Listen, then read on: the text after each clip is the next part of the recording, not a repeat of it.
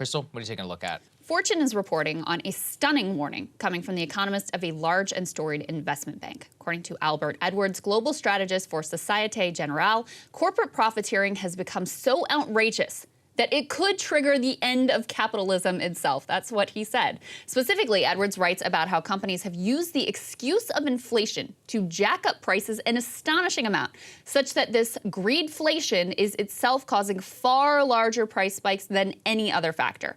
He writes in part that, quote, "After working in finance for over 40 years, I had felt there wasn't much that could surprise me. Yet I find the unprecedented levels of corporate greedflation in this economic cycle astonishing. The latest release of U.S. whole economy profits data delivered another shock to my weakening confidence that the capitalist system is working as it should. Companies have used first the pandemic and then the war in Ukraine to profiteer. At a time when social cohesion is already fraying at the edges, I think the sight of companies generating supernormal profit margins in a crisis can only inflame social unrest. This is a big issue for policymakers that simply cannot be ignored any longer, but what to do?" He continues, "The end of greedflation must surely come. Otherwise, we may be looking at the end of capitalism. This is a big issue." Now, Edwards' alarm was triggered by a new set of economic data showing that even now, as there are signs of the economy slowing and after the Fed is engaged in a historic program of rate hiking, companies continue to rake in record profits. This is not how things are supposed to work. If inflation was truly being driven by underlying costs, then corporate bottom lines would be getting squeezed just as hard as everyone else. Instead, we see larger corporations getting fatter than ever before. Just take a look at this chart. That top line there is profit margins, which post-2008, especially since 2020, just climb up and up and up. Labor costs are there in black and other input costs are there in blue. Since 2020, both do climb somewhat, but it is nowhere close to what is going on with profit margins. Workers get the tiniest of raises, which given inflation amounts to literally less than nothing, and yet they get all the blame for prices rising. Meanwhile, corporations drunk on monopoly consolidation, government capture, and a demobilized population with record low union rates, they think they can just do whatever they want and everyone is just going to take it. Here's a pretty clear example of what I'm talking about. You know how you are still getting screwed on everything from eggs to milk every time you go to the grocery store? Well, as analyst Andreas Stano-Larsen notes on Twitter, actual food prices are actually down 25% from the peak, and yet we see no reflection of it in consumer prices. It's about time, they say, that we demand price cuts from our retailers. And the sad thing is, corporations betting they can price gouge with impunity and no repercussions, they've been correct. After dabbling with a little bit of accurate rhetoric reflecting the role corporate profiteering has played in rising prices, the Biden White House gave in to pressure and instead adopted the standard workers are to blame analysis that has been pushed by corporate-friendly economists.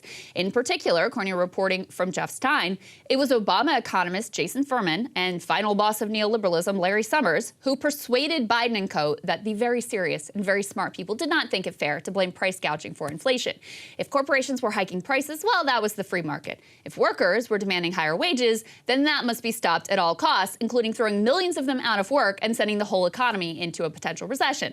Meanwhile, such radical left-wing institutions as the Fed were putting out research showing that wage increases represent a tiny fraction of rising prices, a point raised recently by Jon Stewart in his now famous debate with Larry Summers. Take a listen. Basically happened to us as we had massive stimulus and an economy that could only produce so much.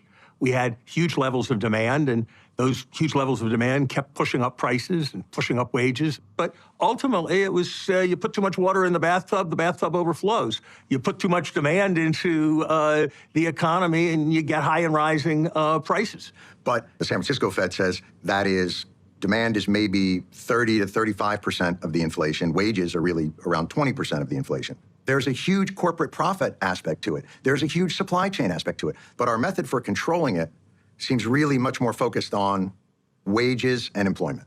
There's certain sicknesses you can have where there's a drug and it has side effects. And everybody hates the side effects, and no doctor wants their patient to suffer the side effects. But if you don't address the sickness, you're gonna have a bigger problem down the road. But the stock market assets have gone up 150%. CEO pay has gone up 1,500%. Workers' wages haven't gone up at all.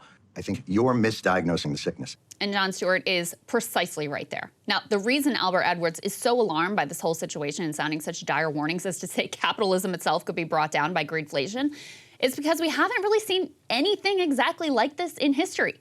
40 years of market fundamentalism have left corporations with such power, governments so impotent, and workers so weak that the whole oligarchic mess is in danger of eating itself, engaging in such abuses that societies resort to radical tactics and ideologies in order to bring the global behemoths who have devoured our world to heel.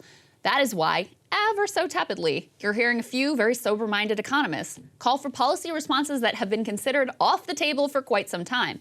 A working paper by a pair of economists at the University of Massachusetts gently suggested governments stockpile commodities, institute price gouging laws, windfall profit taxes, and possibly even price controls in order to block the ever-escalating series of price increases. This analysis is echoed by Albert Edwards in that note, who is well aware of the history and negative view of price controls, but nevertheless believes they might be necessary because, quote, something seems to have broken with capitalism. Listen, I don't know that Greedflation is going to end capitalism, but there is no doubt that the abuses of unchecked capitalism have already upended our politics and those of nations around the globe. Just witness the protest waves sweeping nations like France, the UK. Witness Gen Z rediscovering the power of solidarity and unions organizing on TikTok.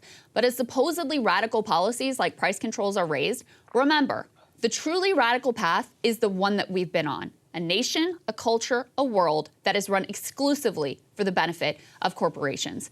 And, you know, it's pretty astounding the language that he used here, and to see it coming from like a big bank economist. Yeah, it was a big deal. Hey guys, ready or not, 2024 is fully upon us now, and Sagar and I have been brainstorming ways that we can really up our game for this critical election. Yeah, we rely on our premium subs to expand our coverage, to add staff, to upgrade the studio. We just want to give you the best independent coverage of this election, which is possible. So if you can help us out, become a premium subscriber today, breakingpoints.com, or the link is down here in the description video. It really means the world to us, and if you like what we're all about, this is the best possible way to keep us 100% independent, working only for you.